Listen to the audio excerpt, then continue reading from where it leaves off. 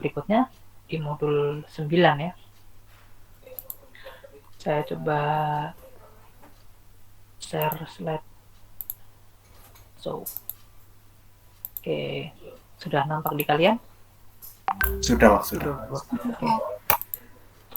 Baik ya, untuk modul ke-9 di Cisco Introduction to Network, ini judulnya Address Resolution.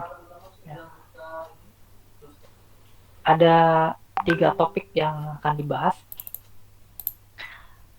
Untuk tujuan dari modul ke-9 ini yaitu menjelaskan bagaimana ARP atau protokol AR ya, Address Resolution Protocol, dan juga ND. ND ini berarti Network Discovery Protocol ya. Jadi ARP atau NDP dalam mengaktifkan komunikasi di jaringan ya. Untuk topiknya ada 3. Ini sedikit ya, insya Allah nanti tidak terlalu lama. Yang pertama yaitu tentang MAC address dan juga IP. Untuk topik yang pertama itu membandingkan peran dari alamat MAC address dan alamat IP address ya, alamat MAC dan alamat IP.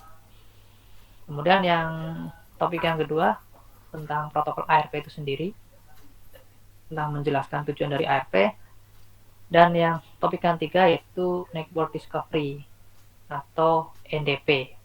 Ini menjelaskan operasi NDP pada IP versi 6. Jadi kalau di IP versi 4 itu menggunakan ARP, nanti kalau di versi 6 menggunakan NDP ya.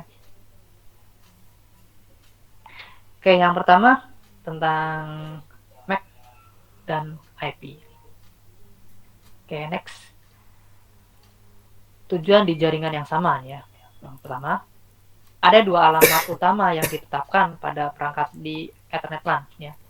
Ini ditetapkan atau dimasukkan, yaitu alamat fisik atau sering kita kenal dengan istilah MAC address, dan alamat logis yang kita sering kenal dengan alamat IP.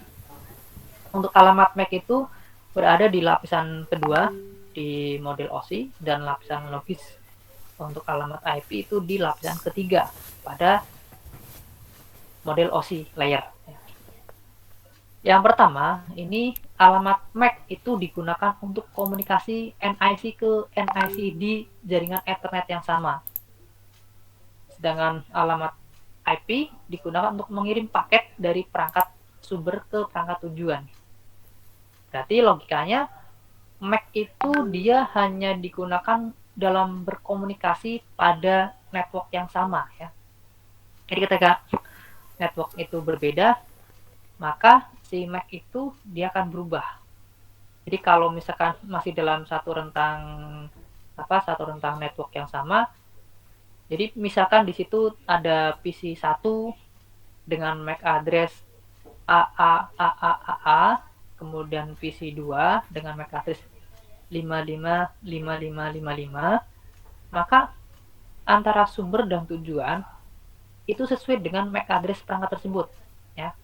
Jadi di tabel itu ada destination MAC 555555 dan source MAC-nya itu AA. Dan itu sesuai dengan perangkat tersebut ya. Karena MAC itu dia bisa dibilang dia hanya bisa mengirimkan dirinya ke dalam jaringan yang sama untuk yang tujuannya ya, MAC tujuan. Seperti itu. Dan alamat IP itu yang digunakan untuk mengirimkan paket data tersebut. Alamat layer 2 digunakan untuk mengirimkan frame dari satu NIC ke NIC lain di jaringan yang sama. Jika alamat IP tujuan berada di jaringan yang sama, alamat MAC tujuan akan menjadi perangkat tujuan. Jadi ketika jaringan sama, maka MAC tujuan itu menjadi alamat MAC-nya perangkat tujuannya. Itu ya. Ini contohnya di PC 1 dan PC 2. Maka di dalam tabel MAC address-nya, destination MAC-nya ya sesuai dengan yang dimiliki oleh PC 2. Itu ya. Bisa diterima ya? Yo. Jadi kalau misalnya nanti beda jaringan, maka alamat MAC-nya itu bukan alamat, misalkan nih, taruhlah di tengah-tengah itu bukan perangkat switch saja, misalkan di situ ada perangkat router, ataupun misalkan yang di sebelahnya itu netanya berbeda. Taruhlah di sini ini perangkat router dan di sini networknya berbeda, maka nanti MAC tujuannya bukan lagi MAC-nya si PC2, tapi MAC-nya default gateway. Seperti itu ya. Oke, kita coba lihat yang berikutnya. Ketika jaringannya berbeda nih, atau jaringan jarak jauh ya. Ketika alamat IP tujuan berada di jaringan yang jauh, yang tidak sama, maka alamat MAC tujuan adalah alamat default gateway-nya. ARP digunakan oleh IP versi 4 untuk mengaitkan alamat IP perangkat dengan alamat MAC si INI si perangkat tersebut. Jadi fungsi dari IP address itu, dia selain membawa dirinya, informasi dirinya, dia sebetulnya juga membawa informasi tentang tentang MAC dari perangkat tersebut, atau NIC dari perangkat tersebut, MAC-nya ya, secara fisiknya. Jadi dibawa gitu, dikaitkan bareng-bareng gitu. Ini protokol ARP yang menangani. Jadi ketika menggunakan IP versi 4 menggunakan protokol ARP. Nah, fungsi dari ARP ini dia membawa informasi dari IP address dan juga informasi dari MAC address ya. Jadi yang membawa adalah protokol ARP-nya. Gitu. Sedangkan kalau kita menggunakan IP versi 6, maka yang membawa itu ICMP ya. Nah, ini juga dia membawa alamat IP versi 6-nya dan juga alamat MAC dari perangkat tersebut. Ini ketika dia berada di jaringan yang berbeda, maka di situ destination-nya bukan lagi, ini contohnya si PC1 dengan IP 192.168.10.10 traffic 24, dia akan mengirimkan paket ke IP 10.1.1.10 traffic 24.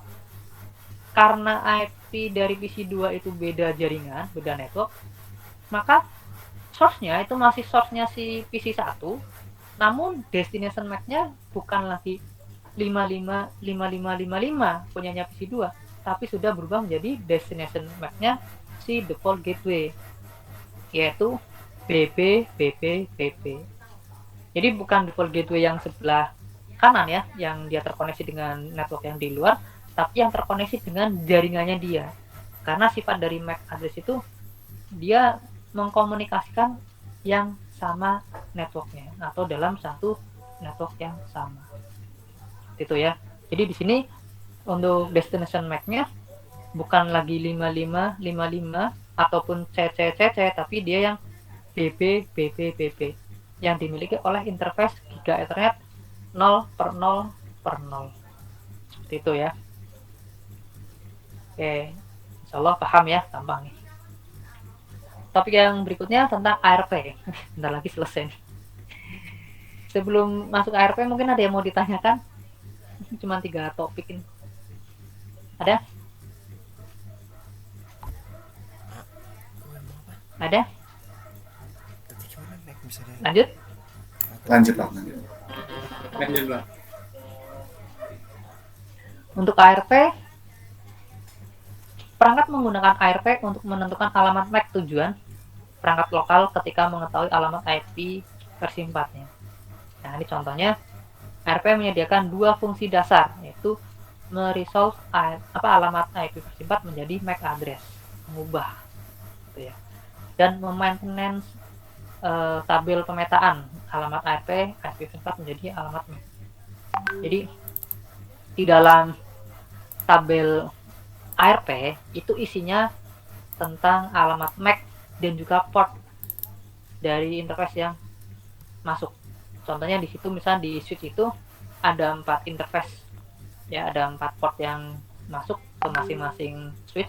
Maka tabel dari ARP tersebut isinya yaitu portnya, nomor portnya. Misalkan di sini ada nomor port 1, port 2, port 3, port 4. Nah, port 1 isinya MAC address-nya mana? Ini. Port 2 ini punyanya si ini dan seterusnya. Yaitu tabel ARP ya. Jadi tabel ARP ada yang menyebutkan bahwa tabel ARP itu sama juga dengan tabel MAC address. Boleh karena isinya memang MAC address ya, tabel-tabel dari informasi MAC address dan juga portnya. Nah, di sini contohnya si H1 dia akan mengirim pesan. Nah, di H1 ini dia membutuhkan informasi nih. Dia akan mengirim informasi ke PC titik 7 ya, berarti ke PC H4. Nah, saya membutuhkan suatu informasi nih ya untuk mengirimkan saya perlu mengirimkan suatu informasi ke IP PC H4 yaitu IP-nya 192.168.1.7. Namun dia kan nggak ngerti apa namanya, dia hanya dapat informasi IP-nya saja ya. Jadi kayak misalkan saya ngirim suatu surat kemarin ya, saya ngirimnya taruhlah ke alamatnya Pak Wahyu misalkan.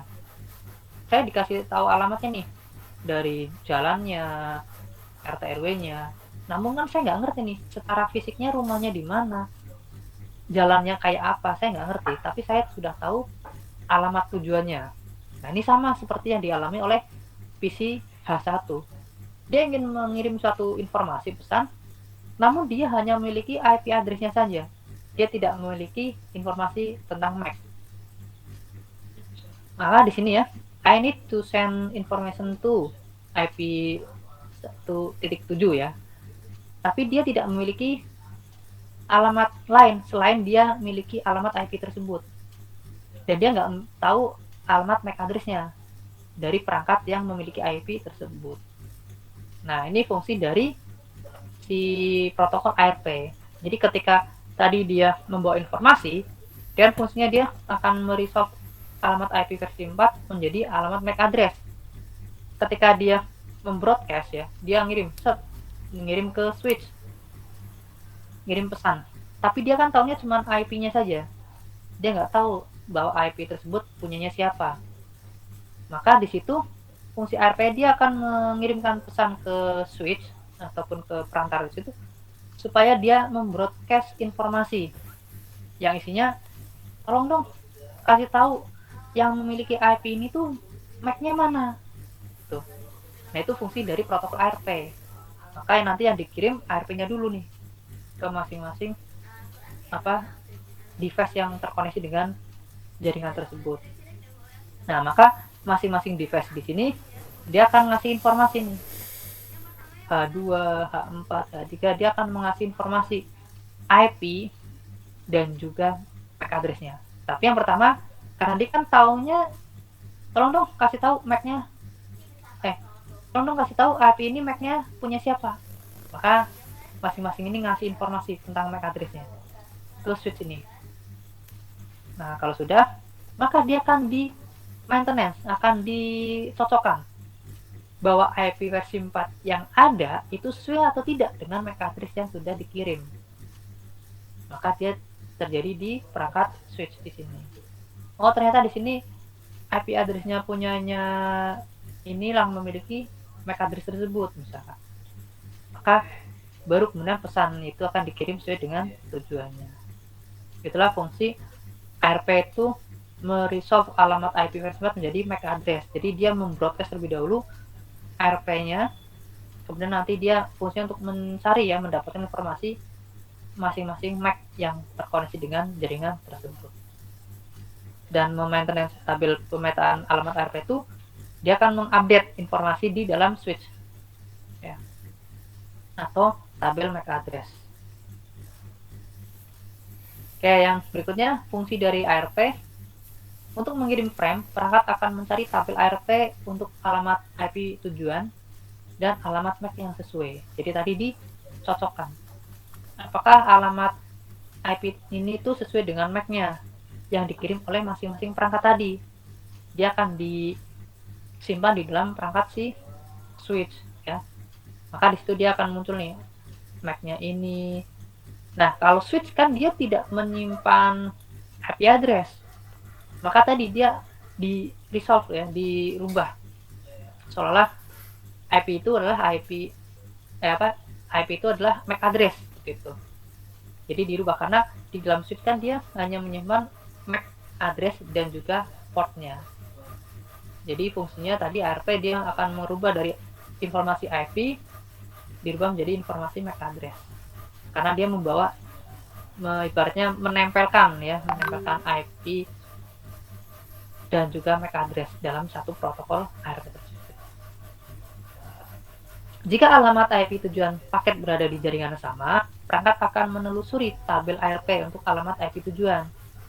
Jadi dicek nih, sama atau tidak. Gitu. Jika alamat IP tujuan berada di jaringan yang berbeda, perangkat akan mencari tabel ARP untuk alamat IP tersebut dari default gateway-nya. Jadi tadi kalau misalkan jaringan sama, dia langsung ditelusuri nih IP-nya ada nggak sesuai tidak dalam satu jaringan atau satu network yang sama. Kalau sama, berarti dia langsung telusuri dan langsung dikirim. Tapi kalau ternyata tidak ada, dia sudah beda jaringan, maka dia akan menelusuri IP dari default gateway-nya. Itu ya. Jika perangkat menemukan alamat IP versi 4, alamat MAC yang sesuai digunakan sebagai alamat MAC tujuan dalam frame. Jika tidak ada entry ditemukan dalam tabel ARP, maka perangkat mengirim ARP request. Nah, tadi ya, ketika di perangkat switch tadi belum ada, maka dia akan mengupdate dulu nih. Diisi dulu. Ternyata kalau sudah, kemudian ngirim lagi, baru dia sesuai dengan yang ada dalam entryan tabel tersebut. Kalau tidak ada, maka dia akan membroadcast, merequest, ARP request namanya. ARP request ini ya membroadcast dari perangkat switch tersebut. Supaya nanti masing-masing perangkat yang terkoneksi dengan si switch, dia akan dicatat informasinya di dalam perangkat tersebut, perangkat switch ya. Ini ketika contohnya kan dengan menggunakan kabel. Terus bagaimana ketika menggunakan koneksi nirkabel? Sama, nanti dia akan dicek, dia akan disimpan di dalam layer kedua ya. Ini juga sama seperti perutean ya kemarin tuh, bahwa rute itu, tabel rute itu bukan hanya dimiliki oleh perangkat router, tapi juga dimiliki oleh perangkat end device. Sama halnya dengan tabel ARP. Tabel ARP juga bukan hanya dimiliki oleh perangkat switch yang dia bekerja di layer 2, namun perangkat end device pun, PC ataupun laptop, dia juga memiliki tabel ARP. Gitu ya. Nanti kita juga bisa ngecek di masing-masing perangkat yang kita gunakan. Oke, kemudian yang berikutnya menghapus entry dari tabel ARP. Entry dalam tabel ARP tidak permanen dan dihapus ketika pengatur waktu tes ARP ada di dalam perangkat tersebut sudah kadaluarsa dengan jangka waktu tertentu. Ini juga bisa tergantung dari masing-masing sistem operasi yang digunakan oleh perangkat tersebut. Dan untuk waktunya bisa disetting dan cara menghapusnya juga bisa dilakukan secara manual. Artinya ketika misalkan di situ untuk penyimpanannya berlaku selama 2 menit. Ternyata ketika sebelum 2 menit itu saya mau menghapus tabel ARP-nya, bisa ya. Bisa dilakukan penghapusan secara manual sebelum waktu itu habis. Ini contohnya ada PCI, ini dia akan melakukan meremove ya isi dari ARP dalam ketika tidak digunakan selama 2 menit misalkan. Ini dia hanya akan menghapus waktu penyimpanan sekitar 15 sampai 45 detik seperti itu. Ini tergantung dari semua operasi yang digunakan.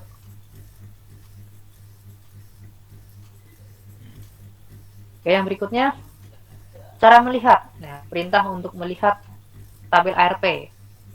Kalau di perangkat router atau misalnya nanti di switch ini, dan perintah show IP ARP. Ini menampilkan tabel ARP pada router. Nah, kalau yang ARP-A ini menampilkan tabel ARP pada perangkat PC, terutama di Windows 10 atau Windows 11 mungkin ya. Yang jelas di Windows 10 caranya seperti ini, ARP-A. Di sini juga ada informasi tentang MAC address-nya, kemudian tipenya, dan juga IP address yang terkoneksi. Ini kalau di perangkat PC, karena di perangkat PC kan dia munculnya interface-nya langsung ya. Tapi kalau nanti di kayak perangkatnya switch, ada tambahan portnya, dia masuk ke port mana.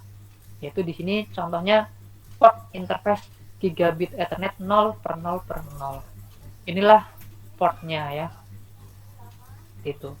Ada yang muncul port 1, port 2. Nah, yang jelas interface itu bisa disebut dengan portnya.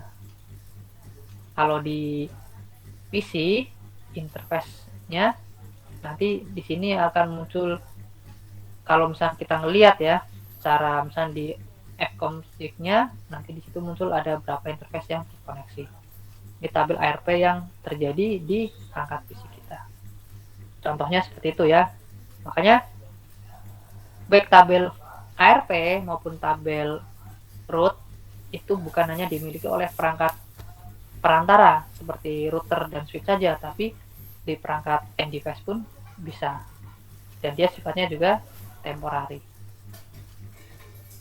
Kemudian masalah ARP, ada ARP broadcasting dan ARP spoofing ya. Karena tadi ketika si perangkat A misalnya PCI itu mau mengirim suatu paket, dan ternyata di perangkat perantara di switch itu belum memiliki tabel informasi tentang MAC address, maka dia akan melakukan ARP request ya. ARP request ini dia akan mencari dengan cara membroadcast. Nah, ARP request ini diterima dan diproses oleh setiap perangkat di jaringan lokal. Jadi semua ketika si PCI ini dia mengirim nih, PCI ini dia akan mengirim ke IP 192. Mana nih? Dia akan mengirim ke mana nih? Send to ini mana? Ini ya, ke send to sini. Dia akan mengirim ke 192.168.1.1. Kebetulan di sini juga untuk MAC default gateway ya. Bisa jadi ini karena beda network misalkan. Di sini kalau di sini sih dilihat masih satu network ya. Tapi misalkan di sini dia akan mengirim paket ke sini, ke punyanya router. Kebetulan di sini pas satu network dan dia ngirim ke default gateway-nya. Maka dia melakukan ARP request ya. Dia membutuhkan informasi MAC address dari default gateway-nya sini. Nah, nanti dari sini dia akan membroadcast ya. IP-nya. Misalnya nih sini kan dia masuk ke IP ini, kemudian dikirim secara broadcast dari switch satu ini. Dan masing-masing perangkat yang terkoneksi dengan jaringan switch ini dia akan mengirimkan ARP request-nya. Nah, ARP dari request kemudian ada reply-nya. Nah, ketika di sini ketika dilakukan suatu ARP request, dan itu kan dilakukan dalam cara membroadcast, maka bisa menjadi masalah ketika di jaringan tersebut ada orang yang jahil ya. Nah, orang jahil di sini dia akan mengasih informasi yaitu ARP reply atau ARP yang nanti dikirimkan dari perangkat-perangkat yang terkoneksi di sini. Namun dia tahu karena dia kan di broadcast. Ketika dia sudah tahu informasi dari masing-masing perangkat di sini, dia akan mengirim ARP reply dengan mengubah informasi yang harusnya punyanya MAC R1 tapi dia rubah punyanya si C ini dengan cara melakukan teknik poisoning ya. Poisoning itu dia kayak memalsukan identitas, terutama kalau misalnya kita berbicara tentang ARP poisoning berarti dia memalsukan identitas dari MAC address. Nah, ini sering terjadi ketika dilakukan suatu penyerangan dengan menggunakan ARP spoofing ya. Jadi di broadcast terus. Karena apa, nanti si switch ini dia akan kewalahan dia menangani request dan juga reply dari si orang yang jahil tersebut. Nah, karena ARP itu memiliki masalah seperti adanya ARP broadcasting yang dilakukan dan ARP spoofing, maka ketika kita menerapkan di suatu perusahaan yang besar, harus menggunakan teknik mitigasi atau pencegahan dari serangan-serangan tersebut.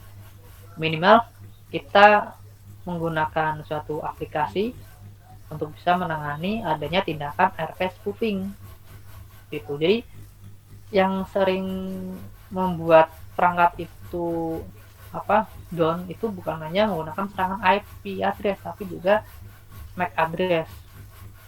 Karena ketika sudah tahu ternyata MAC address-nya R1 sudah ketahuan sama si penyerang ya, orang yang iseng, dia bisa mengambil alih. Maka informasi, karena tadi kan konsepnya ketika mengirimkan informasi dari ARP kan dia berdasarkan MAC address-nya nih. Ketika sudah dicocokkan sudah sesuai, maka informasi itu akan dikirim sesuai dengan MAC address-nya, dengan alamatnya, alamat fisiknya gitu. Nah, karena dianggap alamat fisik itu, dia tadinya alamatnya MAC-nya 00-0C.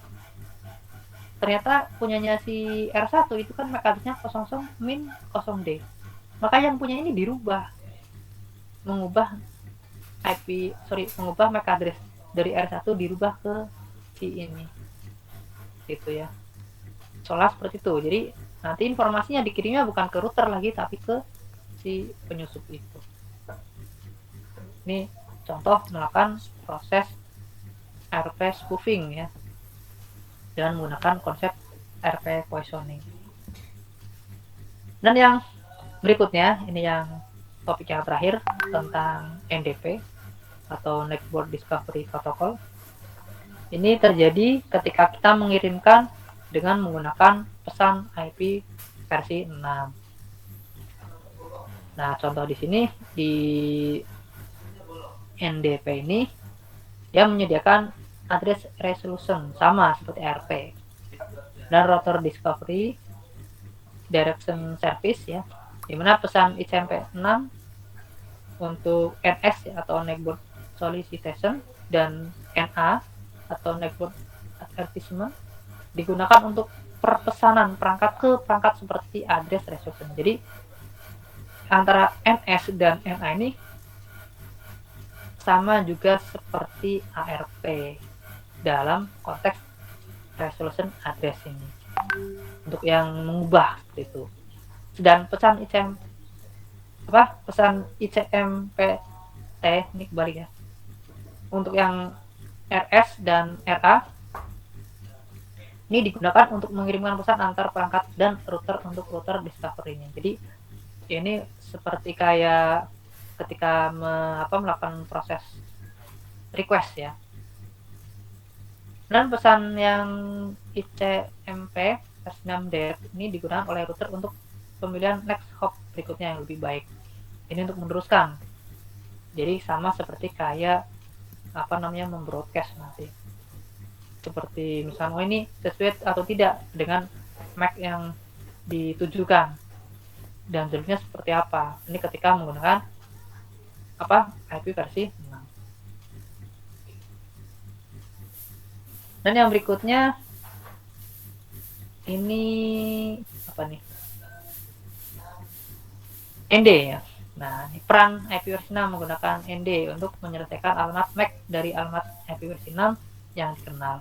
Ini contohnya di sini si NS ini, network solicitation ini, dia akan mencari ya, mengirim informasi ke alamat IP berapa 20.1.db8.2 ACAD.21.2.11. Jadi sama, saya ingin mengirimkan informasi ke IP titik 211 ya, namun dia belum tahu nih MAC address-nya.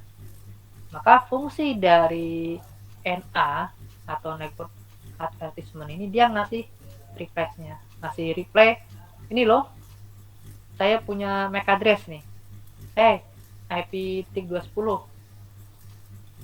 saya nih IP-211 nih, ini loh MAC address saya, F8 min 9A min 94 min C2 min E4 min C5 min OA. Jadi sama seperti fungsinya si ARP ya. Kalau NS itu dia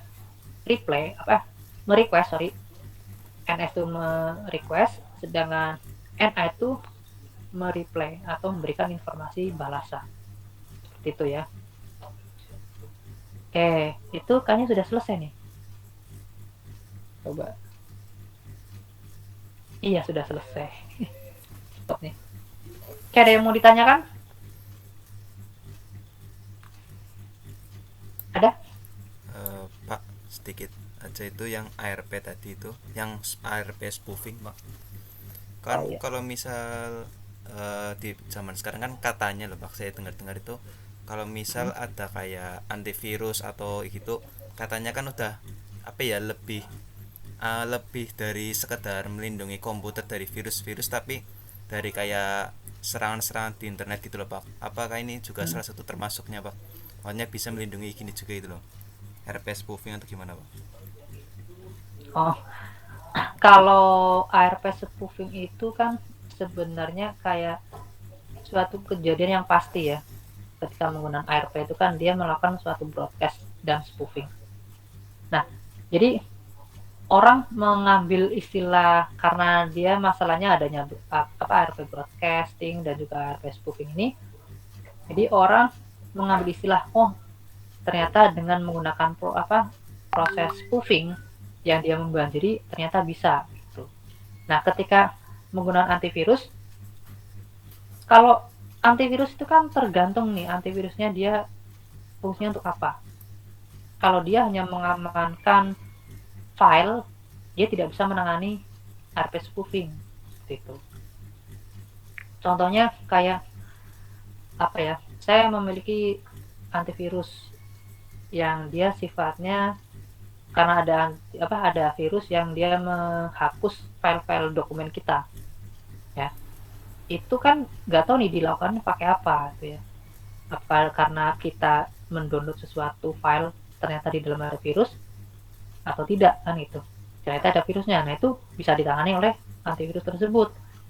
Tapi penanganan ARP spoofing itu bukan hanya sekedar menggunakan antivirus sebetulnya. Ada cara-cara tersendiri yang bisa menangani. Karena antivirus itu dia hanya sebatas mengamankan file saja, bukan lebih mengamankan yang lain. Gitu. Masnya itu ya, kira-kira itu bukan ya yang ditanyakan?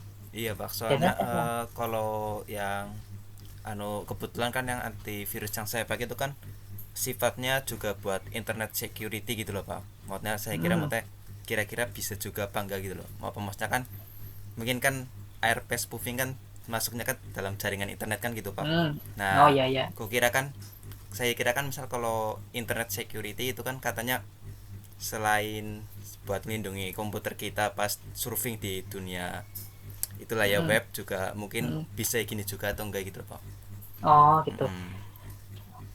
Kalau kayak antivirus untuk internet security, dia lebih menangani virus dan malware dan trojan. Kalau spoofing, ARP spoofing dia Enggak ya, Pak. Oh. enggak, karena dia kan mainnya bukan main menggunakan apa ya, penyerangannya dia bukan menggunakan web saja itu ya. Dia lewat jalur khusus ya. Dia menggunakan portnya. Jadi kayak misalkan kalau masnya mau iseng-iseng download aja di Play Store tuh ada tuh untuk ARP spoofing ya. Karena dia fungsinya dia untuk menyekan.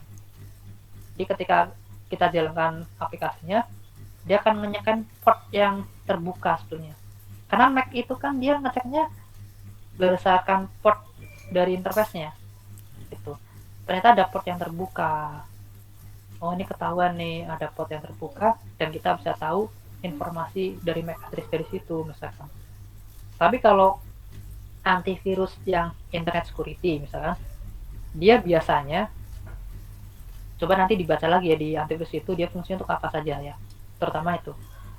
Tapi biasanya dia untuk menangani virus malware sama trojan yang sering. Nah, itu seringnya dari media web ataupun email penyerangannya. Fungsi dari antivirus itu ketika kita membuka browser dan Iya. ternyata kita membuka alamat situs yang mungkin banyak iklannya atau banyak pop-up yang mencurigakan, yang add-on yang gak karuan. Iya. Nah, antivirus itu untuk ngeblok itu saja, ngeblok dari add-on yang bermasalah, kemudian ngeblok selain add-on ya, dan juga ada ADS ya, iklan yang bermasalah, dan juga ngeblok kayak malware, baik malware yang disematkan di website maupun yang disematkan di email, dan juga trojan gitu. Gitu. Ya nanti dibaca lagi tuh di ketika masnya pakai antivirus security, kan itu ada fitur-fiturnya tuh, Iya. fiturnya apa saja gitu. Tapi kalau secara teorinya RP spoofing tidak bisa ditangani hanya menggunakan antivirus saja, karena dia beda, kerjaannya beda gitu. Secara teorinya ya Oke, Pak. gitu. Ada lagi? Ada? Belum ada lagi, Pak, sepertinya. Oke. Nah, kalau misalkan kalian mau sedikit mengamankan tanpa antivirus ya, itu kalian bisa ditambahkan add-on di browser kalian. Kalau saya pakai itu pakai WOT, Web of Trust, apa ya? Itu salah satu add-on yang dia bisa ngeblok situs-situs yang berbahaya, yang di dalamnya ada malware-nya atau yang memang di situ ada virusnya, itu diblok sama WOT itu. Kalian install aja tuh WOT ya, Web of Trust. Nanti kalau misalnya cari di Google ya, misalnya kita searching di mesin mencari, nanti situ ada muncul nih, ada warna hijau, warna orange, warna merah gitu ya. Nah, bisa jadi situs yang kita kunjungin itu dia ternyata mengandung informasi yang membahayakan. Itu bisa diketahui sementara, sedikit ya. Walaupun ada beberapa situs yang lolos gitu. Tapi selama ini saya pakai cukup membantu saya. Oh ini, misal nih saya mau mencari artikel, saya mau mendownload suatu file. Kok di sini kok situsnya nih sama WOT ini dia reportnya kok merah? Ya ngapain? Dia sudah di sama WOT aja sudah di report merah. Ngapain kita harus mengaksesnya seperti itu ya. Tapi kalau hanya sekedar belajar, ya coba aja iseng-iseng dibuka. Biasanya di situ akan muncul informasi bahwa situs ini mengandung apa, bla bla bla bla gitu. Bisa jadi dia mengandung malware, bisa jadi ada konten yang gak bagus gitu. Itu yang pertama. Yang kedua, kita bisa mengaktifkan dengan menambah ad blocker. Ad blocker juga cukup membantu ketika kita mendownload suatu file yang linknya sangat banyak ya, ngeling terus. Nah itu kan sebel juga itu. Iya. Nah itu juga bisa memblok konten-konten atau iklan-iklan yang memang cuma pop up aja seperti itu. Itu saya gunakan itu. Jadi ada satu dengan WOT, dua dengan ad blocker. Itu lumayan membantu kita. Kita pasang di browser ya. Ketiga, coba pakai Firefox ya kalau browser, yang menurut saya nih ya, menurut saya lebih aman dibandingkan dengan Google Chrome ya. Kalau kita menggunakan Windows, kalau pernah kita mengakses suatu situs yang memang sempat kayak berbahaya gitu, ketika kita mengaksesnya dengan Chrome akan lebih gampang tersusupi malware ketimbang menggunakan Firefox. Maka di situ biasanya di pojok kanan bawah itu muncul iklan-iklan itu kalau menggunakan menggunakan Chrome. Tapi kalau menggunakan Firefox biasanya tidak. Itu ya. Ya kembali lagi, semua browser itu sebetulnya aman. Tergantung kitanya ya, yang membuat semua itu tidak aman. Gitu. Ada lagi? selain spoofing? Izin bertanya Pak, Ya, silakan. mengenai ARP spoofing itu kan berarti kayak man in the middle gitu ya Pak. Jadi paketnya itu yang seharusnya nggak terlintas ke penyerang tersebut bisa masuk ke situ Pak. Nah gitu Ya, cara penanganannya itu gimana Pak? itu kalau misalkan apa ya, kayak misalkan sudah terjadi itu memang susah. Minimal ya kita mengakses kayak misalkan nih contohnya perangkat yang kita gunakan menggunakan switch bukan lagi menggunakan hub ya. Karena sifatnya hub dia membroadcast. Nah, ini minimal itu menggunakan switch untuk lebih amannya. Terus yang kedua, kita setting tuh di port di switchnya tersebut ya. Di situ dikasih kayak untuk keamanannya dengan menggunakan otorisasi. Kemudian kita pastikan kalau kita terkoneksi di jaringan internal, usahakan menggunakan IP yang statis, bukan dinamis. Gitu. Untuk routingnya juga menggunakan routing statis, bukan dinamis. Itu kalau yang internal. Kalau kita berbicara yang global, internet, ya itu kan sudah lain cerita tuh. Ketika kita mengamankan kan berarti mengamankan di dalam, bukan mengamankan di luar. Ya, koneksi di dalam, itulah yang kita setting. Kalau saran saya, ketika koneksi, misalkan saya punya server, punya hal-hal yang memang dia diakses terus, tapi dia tidak harus keluar, pakailah IP statis. Dan kalau kita menggunakan router, kita kunci MAC address-nya seperti itu. Jadi IP tersebut hanya bisa terkoneksi dengan MAC address tersebut gitu. Kalau misalkan kayak di kampus kan kalau pakai IP statis kan susah nih. Orangnya banyak, tergantung nih.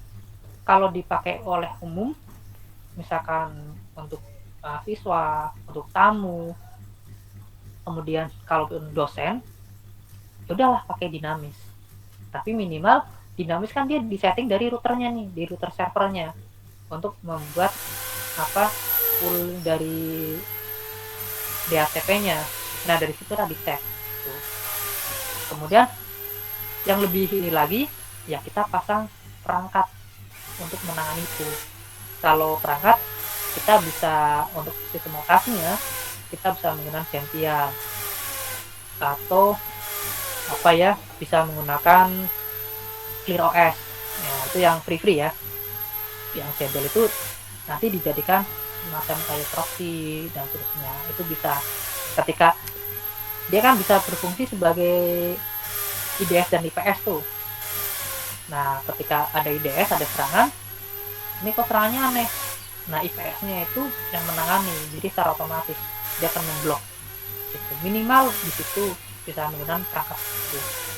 Bisa dalam satu server yang dia dijadikan akses ke situ, kemudian nanti jadikan lubang ya. Atau kita juga bisa menggunakan kayak kalau itu kan tadi satu server khusus nih, bisa juga menggunakan kayak semacam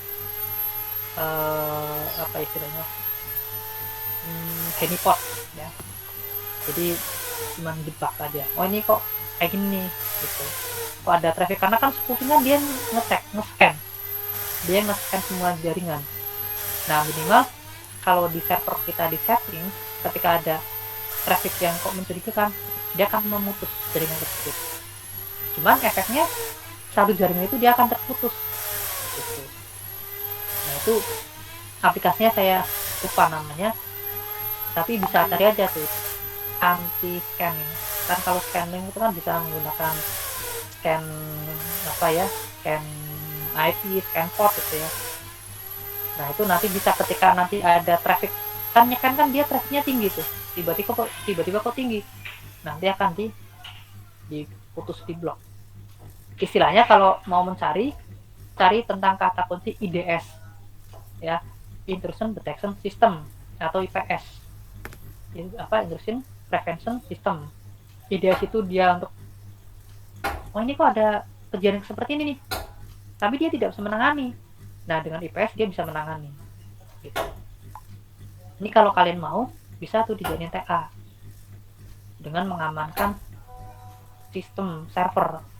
Kalian tidak harus dengan ini ya, kalian bisa menggunakan simulasi itu.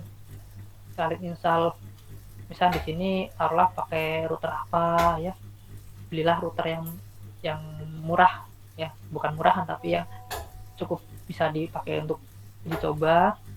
Dan kalian disimulasikan kalau pakai perangkat Cisco bisa menggunakan paket tracer.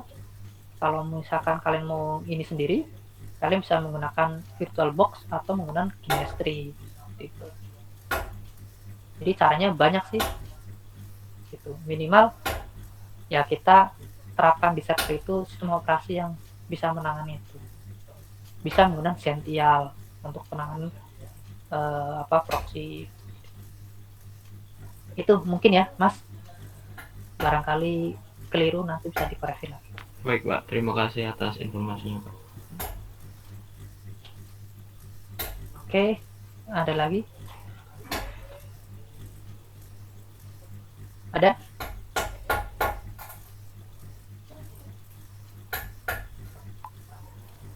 Ada? Gak ada? Belum ada Pak sepertinya. Belum ada. Oke. Kalau belum ada untuk modul 9 sepertinya sudah selesai ya, sudah cukup. Nanti kita masuk ke modul 10 ya, besok. Pas pertemuan kapan nih?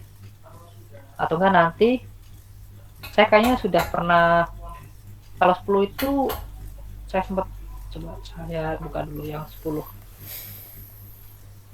itu kayaknya ini menggunakan lagi isinya tentang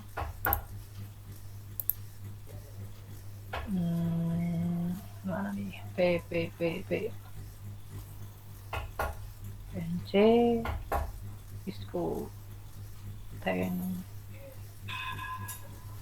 ya. 10 itu tentang konfigurasi dasar di perangkat router. Ini juga cukup mudah ya, sama seperti konfigurasi di perangkat si switch ya gitu. Ini juga cuman sedikit nih, mungkin nantilah saya tak coba buatkan slide ininya, rekamannya, supaya nanti bisa diupload biar nanti kalian tinggal belajar sendiri ya. Kemudian nanti bisa mengerjakan untuk chapter assessmentnya. Itu ya Mas Mbak semuanya untuk modul 9.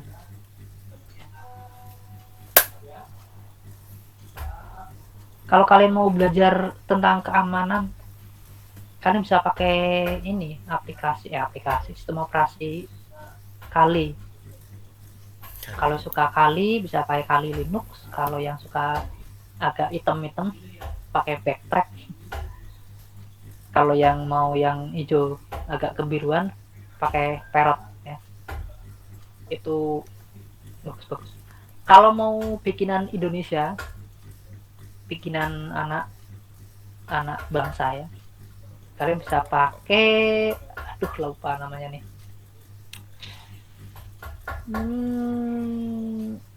lupa tadi saya inget, ada tuh punyanya Indonesia tuh, anak Indonesia yang bikin anak SMK, anak kuliah. Jadi gabungan beberapa komunitas ya. Pas launching itu sempat saya ketemu beliau-beliau yang bikin itu murni bikinan Indonesia. Dia bukan ngambil dari turunan dari Linux yang ada ya, tapi dia murni dari kernel sendiri. Itu kernel yang ada dia custom, sama seperti Kali Linux ya.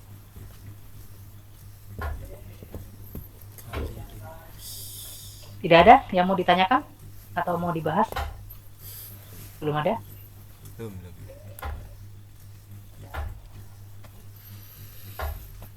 Yang lain? Mbak Mas, nggak ada?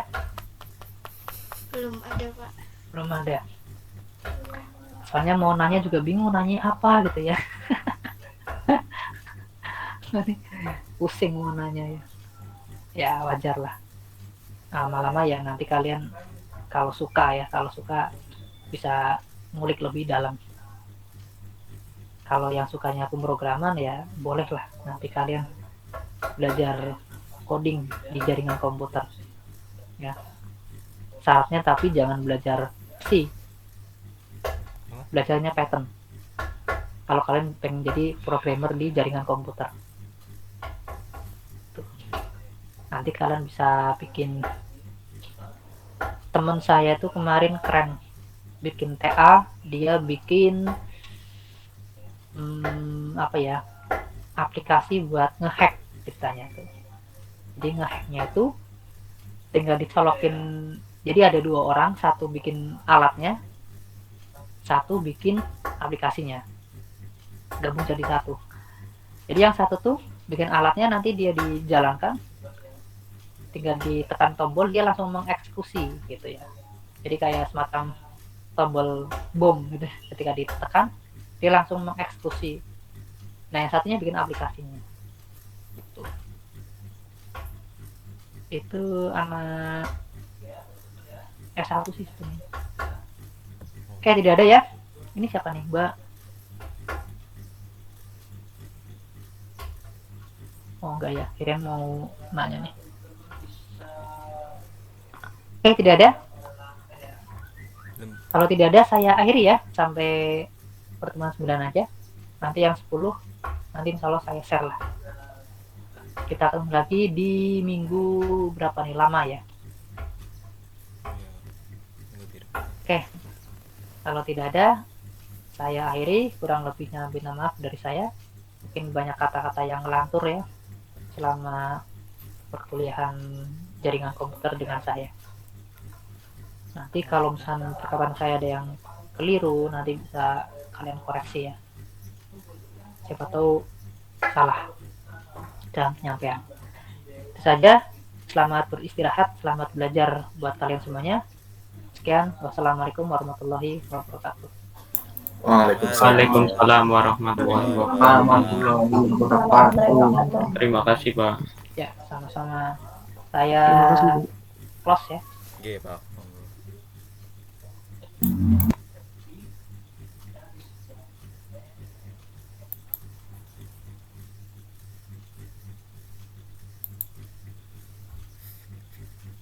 Fake, sanggup branded fake.